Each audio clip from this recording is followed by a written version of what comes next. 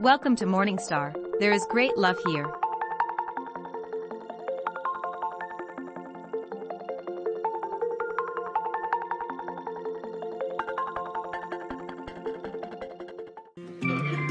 So we think this is a good way to begin the new year, to let it really be new and not drag so much of last year into this year. So we are eager to talk with you about you creating your own reality. And we want to awaken within you your realization of your vibrational contribution to every moment in time.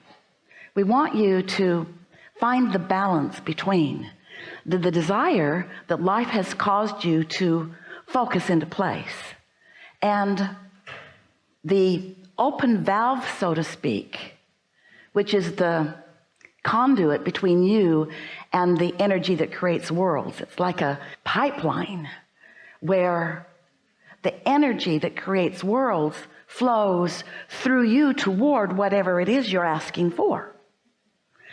And the balance of your asking and your allowing of that energy to flow is really an important thing for you to consider. We want to talk to you about it in a way that might feel a little new to you, because it's that balance of desire and belief that equals not only what happens and how it happens, but how it feels while it's happening. In other words, everything that you feel, all of the emotions that you live, in other words, what your life feels like to you and what your life looks like as it unfolds, is all about the factors, these simple factors of what life has caused you to ask for now and how open you are about letting it flow. So always when Esther has a new experience, we use the analogies of her life because they are so pertinent to her and usually to you as well. So we're going to tell you a few things that are going to awaken in you some things that you might be doing too.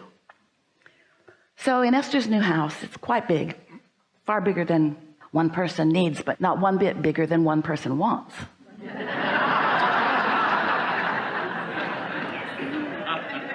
So here it is, and now it's the day that a photography company is coming to take a picture of the award-winning pool. It has a fire feature.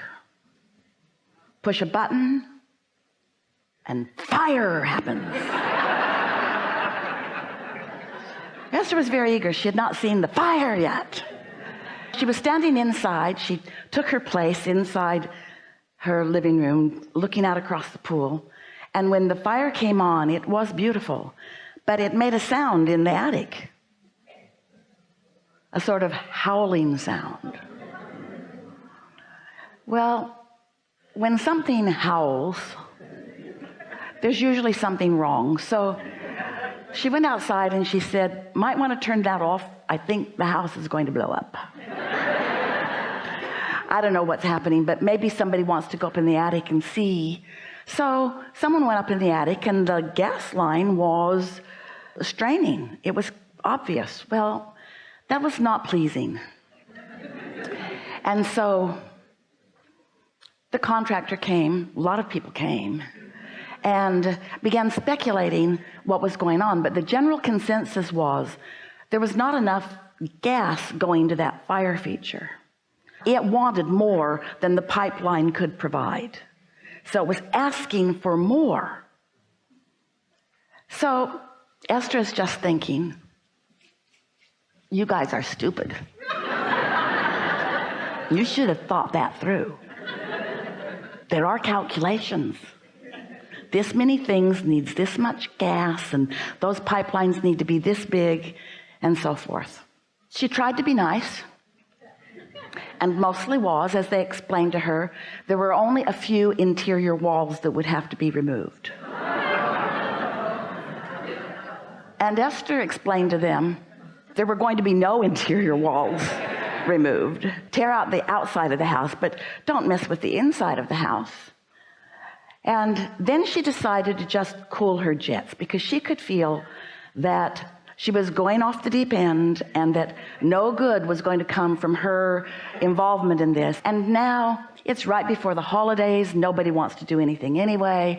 And so Esther just decides to chill and let the universe take care of it. Those were her empty, hollow words that she was speaking to. So then she's enjoying her house. Everything else works as long as she doesn't turn on the fire or the pool heater or the outside fireplace. Just a few things. Everything inside is working. So then the next day, or the day after the next day, she's standing in her living room, and she has really a strong impulse to step out into the front yard. And as she does, she hears a strange sound, not so different from the sound that she'd heard before, except it's outside rather than inside.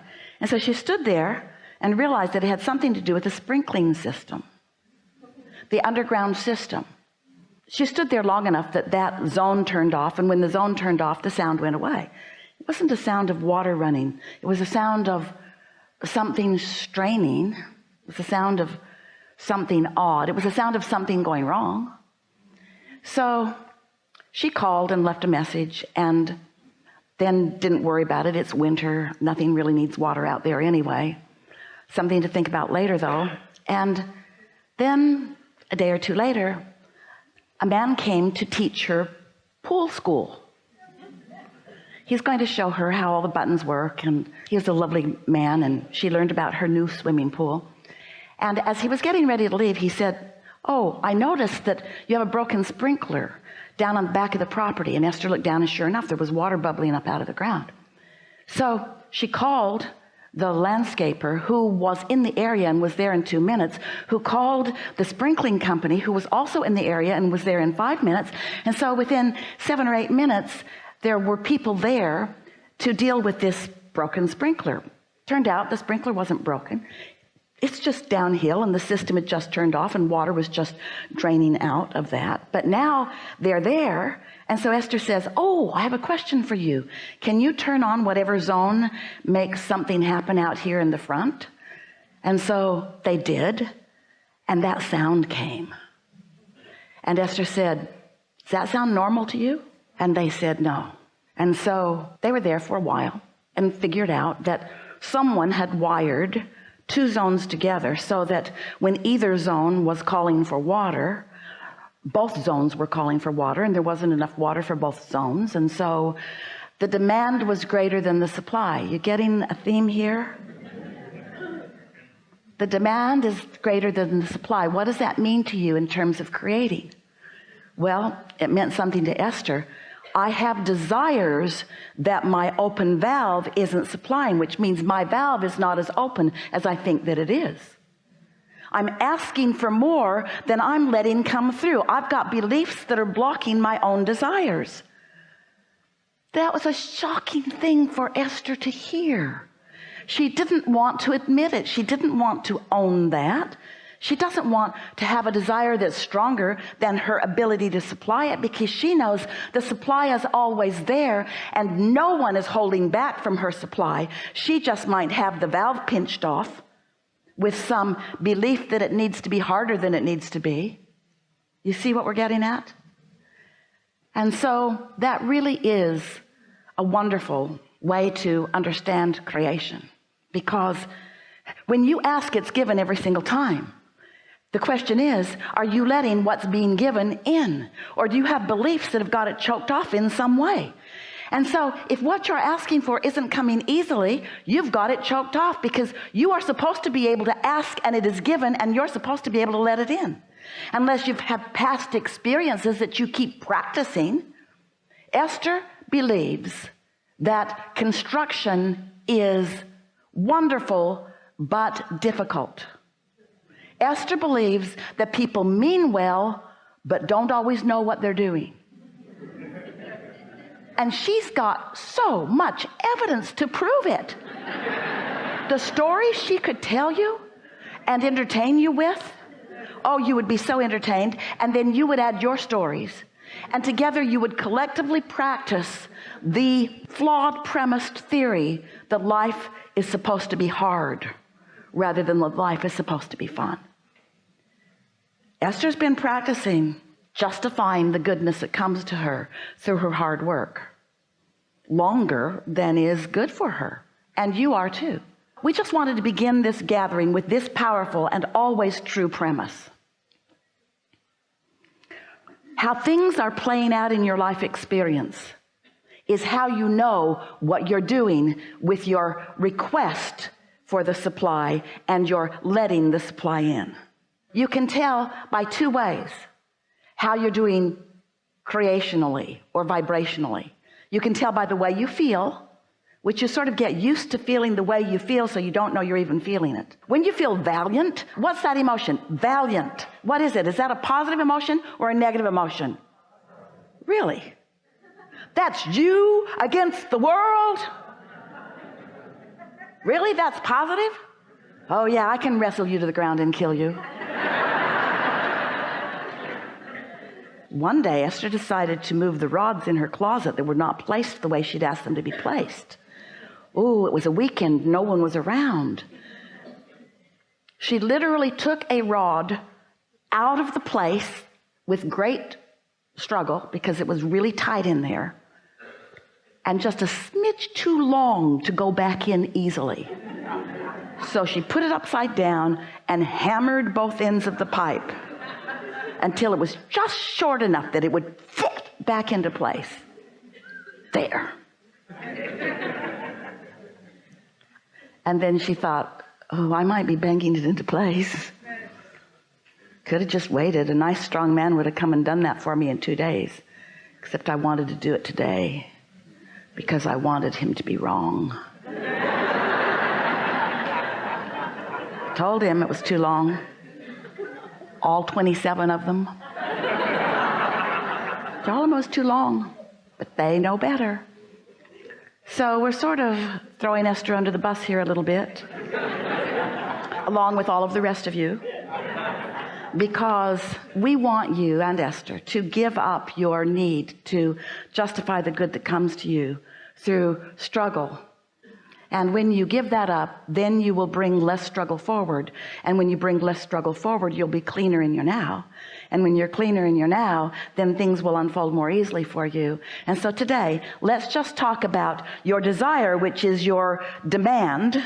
And we mean that in the nicest way. Your request from the universe for universal energies, the energy that creates worlds, to flow through you toward whatever you want. That's the deal you made when you came. You said, I'll go, life will cause me to know what I'm asking for. And when I ask, Source will provide everything that is required for the accomplishment of what life has caused me to know that I want. That's how it is. And then there's one more little thing. In other words, that's step one. And that's step two. You ask, Source supplies. Then there's step three.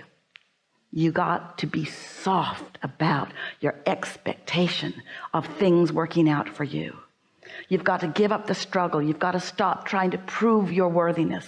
You've got to stop comparing yourself to any others. You've got to let the competitive feeling go. You've got to accept your blessedness and just let proof of your blessedness flow to you and through you with ease and flow. And much of the world is not going to understand how blessed you are, because they're going to be standing in a place of not feeling quite so blessed. And people who don't feel blessed resent those who appear to be. But just because they haven't figured out how to get their valve opened doesn't mean you should pinch yours off so that they feel better.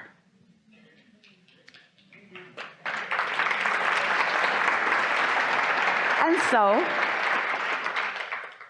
we've enjoyed this interaction immensely. We're eager to talk with you about whatever it is you want to talk about. We want you to know that Esther is living happily ever after, and that we appreciate all of her fine-tuning. And we like how willing she is to get out there and live life, and how willing she is to ask for more energy than she can accommodate, and then see the results of that imbalance, and then do something about it. That's the dance that you're all playing. It's the balance between desire and belief, desire and belief, desire and expectation, asking for it and letting it flow.